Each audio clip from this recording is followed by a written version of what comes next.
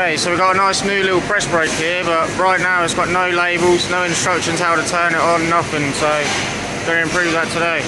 There we go, there's the after. Nice press brake pour signage. Some clear instructions how to start it up. Some clear instructions how to load a program and run it. And some little labels where it's needed. Thanks to Jake. Thank you.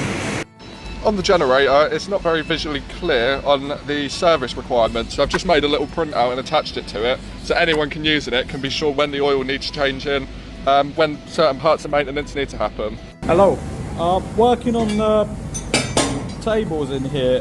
Previously, to lift it up off the jig, we using a crane in here, but we made this little attachment with all the shackles, but it was taking a little bit of time, 2 minutes-ish, to fix it all up and make sure that's all correct. Now this got changed.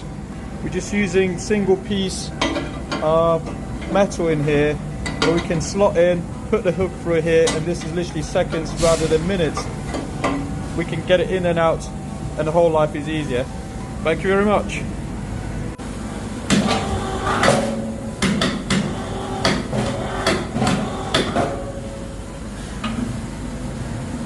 Very nice.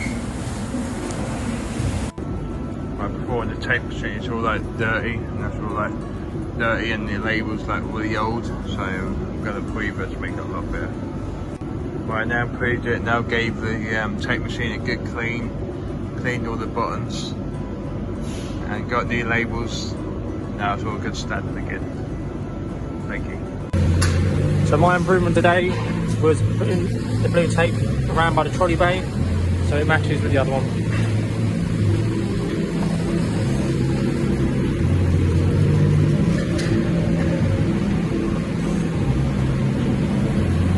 Thank you very much. This is one of my tool wall attachments. It's looking a little bit rusty, so let's replace it and keep things looking fresh.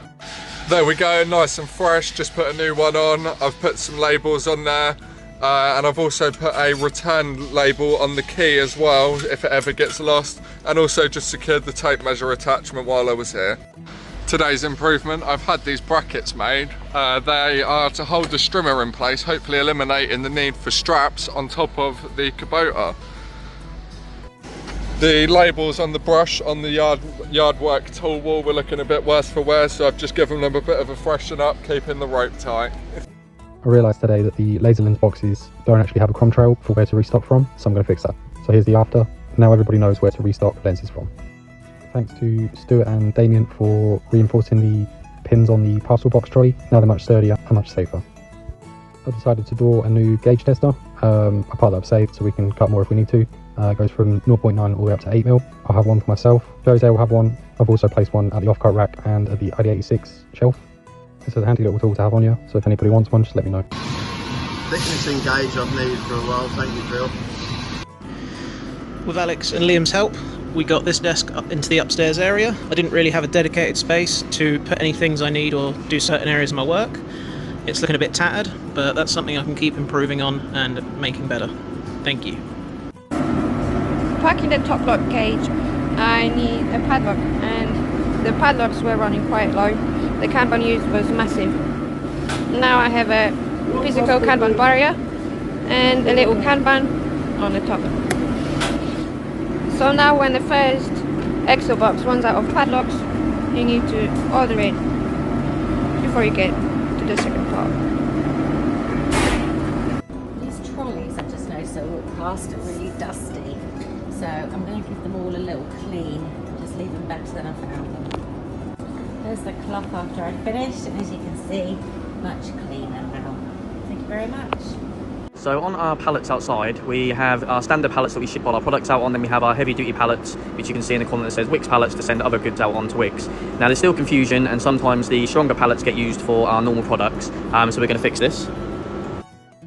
What we've done is we've moved the Wix pallets to a different location and labelled that up, and then over here we have literally just labelled up pallets for shipping, so everyone knows these are the ones we use to ship goods out on. So we've tried a few digital systems now for SOPs in the welding area. I think we've used Trello and Gemba docs. But for whatever reason it's not worked out, so we're going a bit old school now, and we're getting a folder. So this folder I've divided into different ID numbers, all the way up to IDB 3000. So if say you need to weld an ID 496, you just go to here, open it up, and you see a list of SOPs there. We're going to make a template for them, and we're going to laminate them, keep them all here, keep them nice and safe, and rather than having to go online and digitally find something, you just know the first of the book. There is a label here for the paper trim, but when you stood at this angle like I am, you can't actually see it. You've got to come down and look at it, so I'm going to improve that. So I've moved the label down, so it's actually now going across these three little brackets here, so you can see it while stood here. I've got this folder on the system where I keep all the thumbnails for the improvement videos each day. It's a bit cluttered, so I'm going to sort it out and put a proper filing system in it, because once we've got more and more of these, it's going to be awful to read. So I've added a basic filing system where I can do it based on the month. I've also added the template file into here. It made more sense being here than in the generic templates folder. And I've also added a Streamlit link for opening that improvements template. So each morning I just click that, do the thing, upload it to YouTube, and it's done. This table's been a bit cluttered for a while, so I'm going to free-S it. So I've cleared all the stuff off the tabletop. Got the box down there, that's the prototypes that are ready to be photographed and ready for listings. I've repurposed the bucket here, so it's got some spare nibs and tool attachments in it. It's got a couple of little clips and a couple of hangers. And this box here is actually ready to go upstairs to be sorted and put away. All in all, a lot cleaner. Yesterday we had 2 bottles of Goo Gone delivered, and we got these through with it. There's a little scraping tool here, so it has no home, so what I've done is I've labelled it up saying it belongs on the Lean labelling station. And I've made this little label up here, so I've actually used the hole pattern from the tool wall, as this fits perfectly in there like that. So now, it can go in there like that. So when we need it, just pick it up and pull it out like that, and you can put it in like that. There's little instructions there as well on how to insert the things when you've used it, so it fits in perfectly.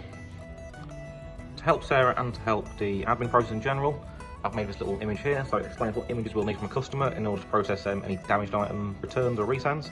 So it shows them which pictures they must take, and suggests if there's any damage to the packaging, they include a picture of that too.